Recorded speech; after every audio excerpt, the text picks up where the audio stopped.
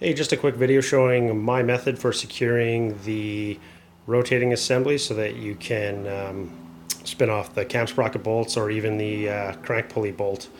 We all know how much of a pain it can be.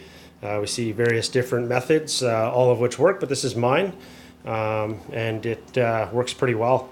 So I just use a pair of chain vice grips on the crank pulley, as you can see. I wouldn't apply those vice grips directly to the pulley, but as you can see, I have a piece of rubber going around. It's just from an old strap wrench that it was really like a $5 one, and I just cut the band off and used it.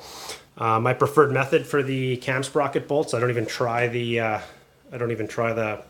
hex. It's just the bolt grips and 11/16 and a big pry bar, and they came right off. Takes about 30 seconds to do them all. Just a little bang on with a hammer, spin them off, and then you just put that pry bar straight and push down, and it slips the bolt grip right off.